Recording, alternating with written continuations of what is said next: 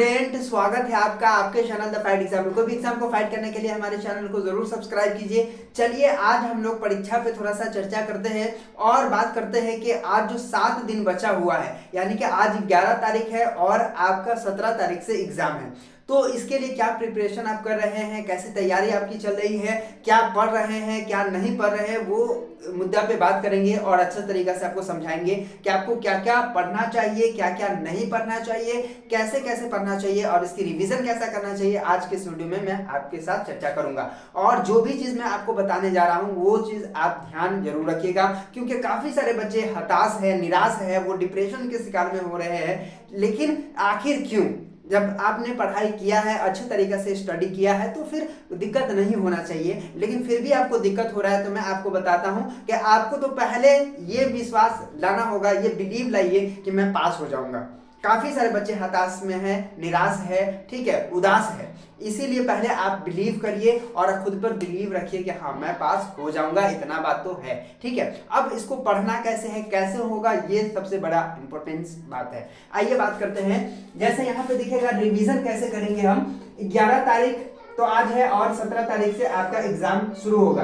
तो मैथ को कैसे रिवीजन करेंगे सर, साइंस को कैसे रिवीजन करेंगे, हिंदी होगा या उर्दू होगा, नॉन हिंदी होगा, संस्कृत होगा, सोशल साइंस होगा, इंग्लिश होगा, तो इस सबको कैसे प्रिपरेशन किया जाए, कैसे तैयारी किया जाए, कैसे रिवीजन किया जाए। क्योंकि आपने तैयारी तो कर लिया है, अब रिवीजन करने का टाइम है। काफी सारे लोग नए नए चीज के चक्कर में पुराने चीज को भूलते चले जाते हैं, तो ये गलती आपको बिल्कुल भी नहीं करना है। हाँ, अगर अभी 2-4 दिन अगर नया चीज कुछ पढ़ रहे हैं तो पढ़ लीजिए, लेकिन मैं कहूंगा कि नए के चक्कर में पुराना चीज आप छोड़ देते हो, ये आपके लिए बहुत ही खतरनाक हो सकता है। इसीलिए पुराने को बना के रखना चाहिए, पुराने को लेकर के ही चलना है और अपने पुराने जो भी चीज पढ़ा है, जो भी चीज याद किया है, उसको अब रिवीजन करना शुरू करिए, ठीक है। क्योंकि रिवीजन जितना हार्ड रहेगा, जितना अच्छा रहेगा, आपको याद उतना अच्छा रहेगा और आप लिखना भी अच्छा शुरू करेंगे।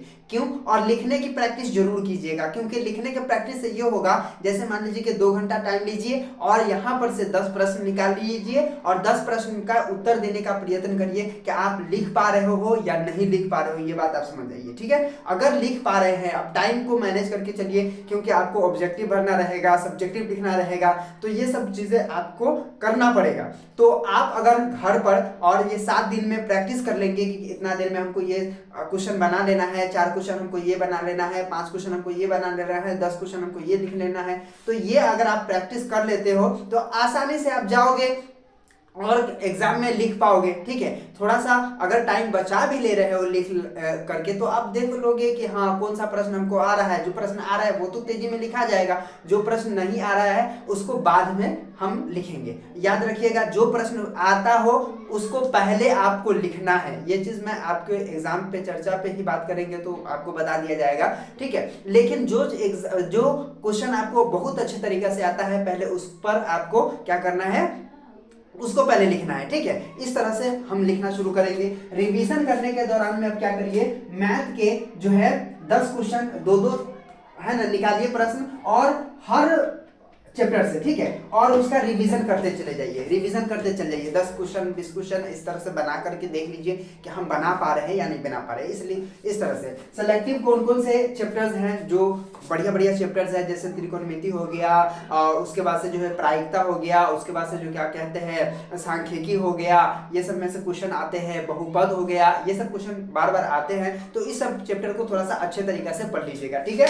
उसके बाद साइंस में अगर बात करेंगे तो साइंस में आपका 3 होता है, जिसमें से भौतिक शास्त्र हो गया, रसायन शास्त्र हो गया और जीव विज्ञान हो गया। तो तीनों में से अच्छे अच्छे जो भी आपने सेलेक्ट किया है, जो भी आपने पढ़ा है, उस सबको अच्छे तरीके से रिवीजन कर लीजिए। थोड़ा सा किताब वगैरह अगर टाइम मिलता है तो वो भी देख लीजिए, कोई नोट वगैरह बनाया है तो वो भी देख लेना है, ठीक है। इसी तरह से फिर हिंदी में आप इस तरह से कर सकते हैं, उर्दू में भी आप कर सकते हैं, नॉन हिंदी में करेंगे, संस्कृत भी, आप जिन बच्चों का संस्कृत है वो बच्चे संस्कृत का भी तैयारी कर लेंगे, ठीक है।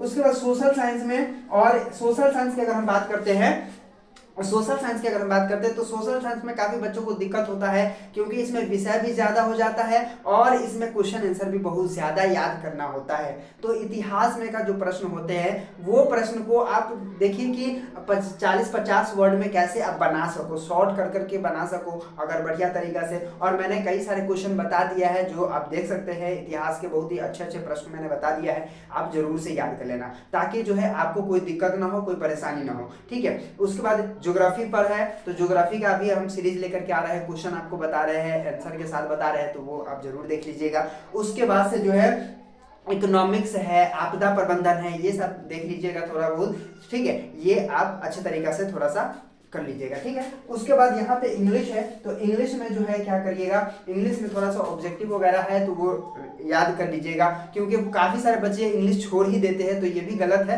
इंग्लिश को छोड़ना नहीं है, इतना नंबर तो है कि भाई 30 नंबर आपको आ जाने चाहिए, ठीक है ना। 30 नंबर अगर आपको आ जाता है तो आप इस विषय में अच्छे है। अगर कम भी आता है, मान लीजिए कि 29 आ गया, 28 आ गया, तो भी ठीक है, लेकिन फिर भी आप कम से कम कोशिश करिए कि हमारा 30 नंबर आए ही, ठीक है। और हर विषय में 30 नंबर आपको लाना ही है। अगर 30 से 29 नंबर भी आप ले आते हो तो आप इस विषय में फेल कर जाओगे भैया, ठीक है, इस विषय में आप फेल कर जाओगे, ठीक है। तो इसीलिए 30 नंबर तो आपको लाने ही है, ये अनिवार्य हो गया, ठीक है ना। 30 नंबर आपको लाने ही है। इसी तरह से साइंस में भी लाने ही है, इसी तरह से इसमें सब में भी लाना है। अगर 29 नंबर आ गया, 28 नंबर आ गया, तो सर आप उस विषय में फेल कर जाओगे, क्रॉस लग जाएगा। तो ये बात आप समझ जाएंगे। रिवीजन करिए और अच्छे तरीके से एकदम माइंड फ्रेश करके आप एग्जाम देने जाइए और बिलीव रखिए खुद में कि हाँ मैं पास हो जाऊंगा और मैं अच्छे से लिख करके आऊंगा। ये सारा बिलीव आप बना के रखिए। तो उम्मीद करता हूँ कि आज का वीडियो आपको समझ में आ गया होगा। तो चलिए फिर मिलते हैं आपसे नए वीडियो में, तब तक के लिए बाय।